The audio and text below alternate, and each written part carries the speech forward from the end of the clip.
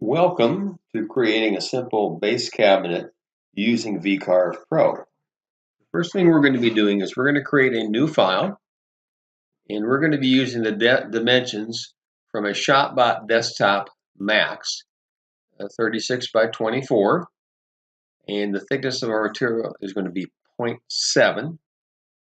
XY data position, lower left-hand corner, units are going to be inches, and modeling resolution will be standard. Now, I like to create components that sort of fill the screen rather than just part of the screen. If we were designing this for a full sheet of plywood, we would have to constantly zoom in and out.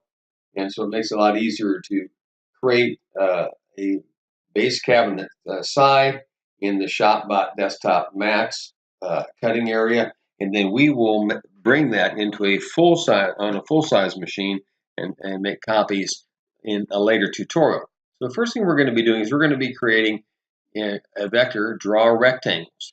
This will be the only time in this whole operation that we're going to actually create one rectangle. From then on, we're going to be doing copies, pasting, and then adjusting the size of those different objects and moving them.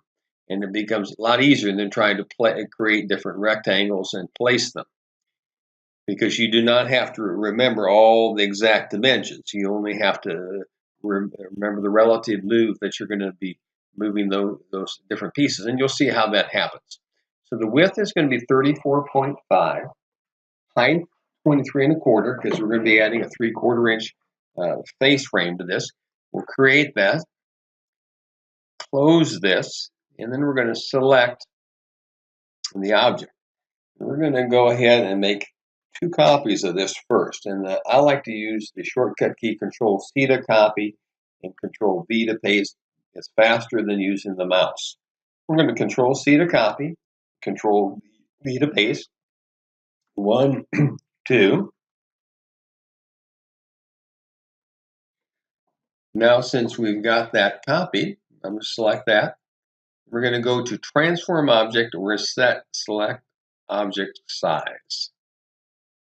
And we're going to, first of all, we're going to do the back, which is a 1/4 inch backing on this cabinet. We're going to 0.25. It's going to be that thickness of the plywood.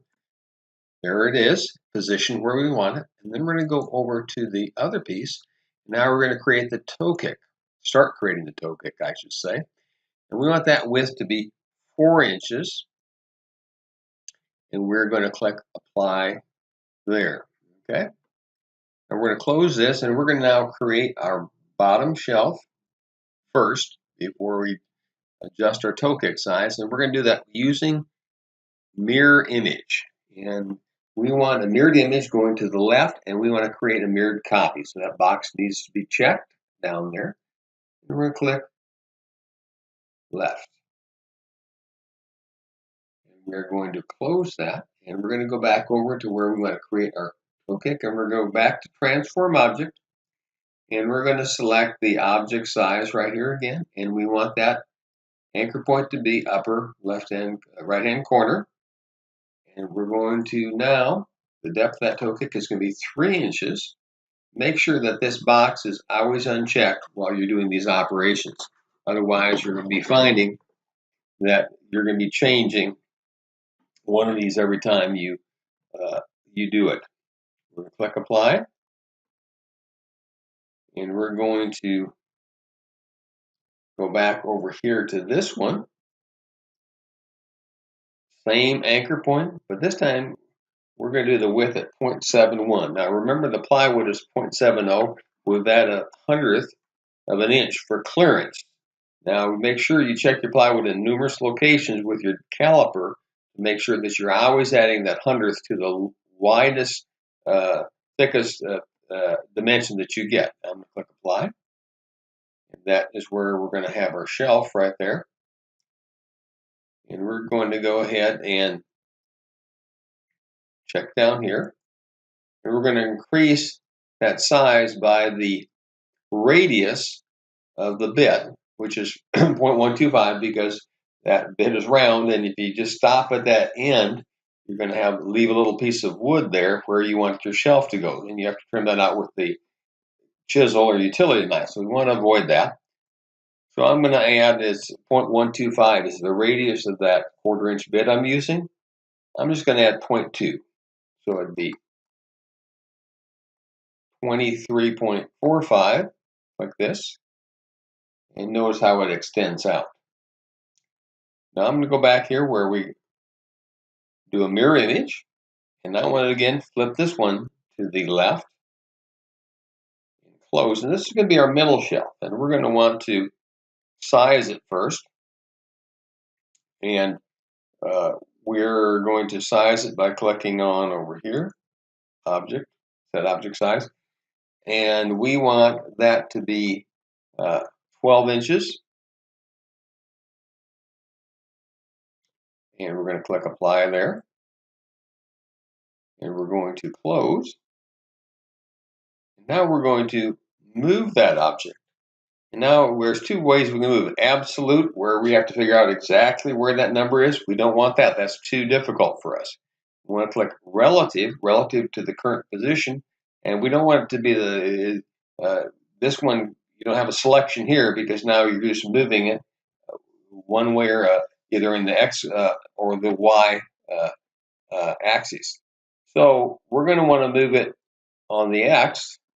And if we move it to the left, we're going to need a negative. So it's negative 12 inches because usually the height of that middle cabinet, the middle shelf in a base cabinet is 12 inches off the bottom. And we're going to click apply. And there it is.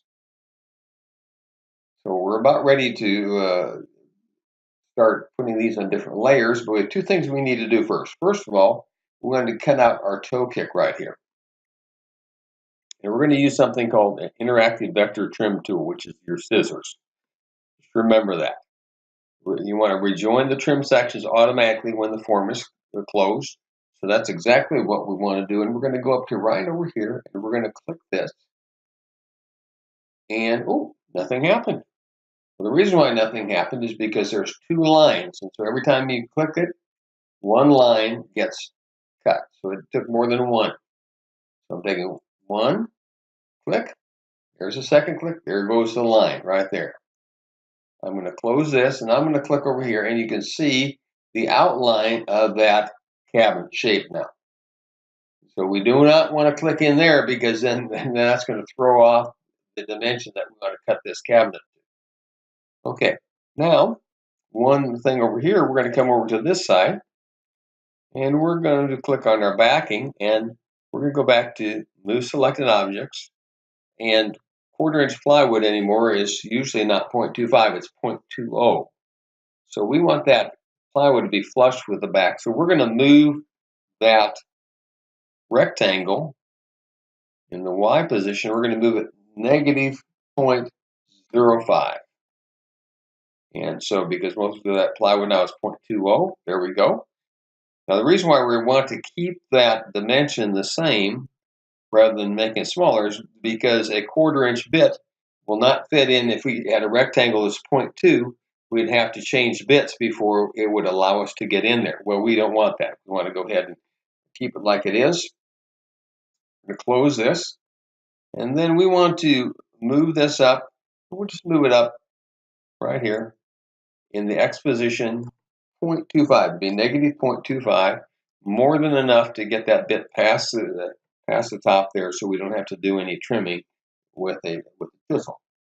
Okay, well, there's still one thing we want to take care of before we start assigning these different parts to layers, and that is right here. Anytime you use a 1/4 inch bit right here, a 1/4 inch bit, those are not going to be square, they're going to be rounded. So we're going to go and use a tool called a fillet tool, create fillet, and our tool radius is 0.125. And we're going to do what's called a Tbone fillet. That way that shelf will fit in there without any problem. And all we do is bring it out here to these edges here. See that check mark? You click it, there it goes. You click it right here. Now if you want to put it in the wrong place, like right over here, in the wrong place, you're going to go ahead and just click it, and it will go back to a standard corner. Okay. Press F to fit. Now that we've created all the parts of this cabinet, now I want to assign them different layers. Now these two pieces right here, your shelves, are going to be, the dados are going to be cut at a certain depth, and we want to put them on a certain layer, and we're going to right click the mouse, and we'll go to the bottom, it says move to layer. We're going to create a new layer, and that layer is going to be shelf dado. And we're going to give it another color right here, and click OK.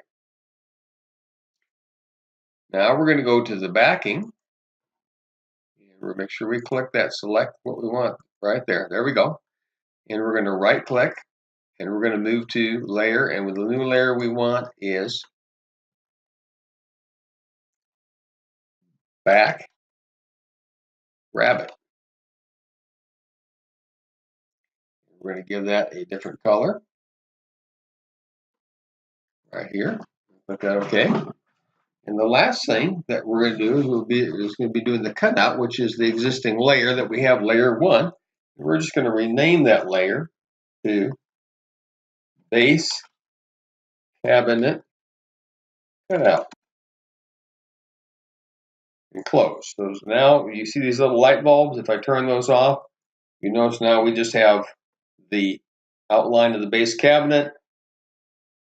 Here we have just the shelf dados, and here we have the back rabbit cut. Here they are all together. Now we are going to be doing the toolpath in a separate video. So now the only thing you would have to do now, and we're going to see this when we move this to a full-size sheet of plywood, you are going to have to make a mirror image of this side right here. So facing the cabinet, this would be the right side of the base cabinet. Now you're going to have to make a mirror image for the left side. But before we stop this tutorial, I'm just going to go and select everything right here. I'm going to where my align objects are, and I'm going to center in material. And there we go. So one thing we need to do is we've got to save this file. We're in File, Save. And usually I recommend that you do this earlier than later. And we're DT for desktop, Max, and it's base cabinet. We are going to save this, and then we're going to be calling that file up again to do the tool pass, and then also we're going to be calling this file up again to when we do it on a full-size sheet. Thank you.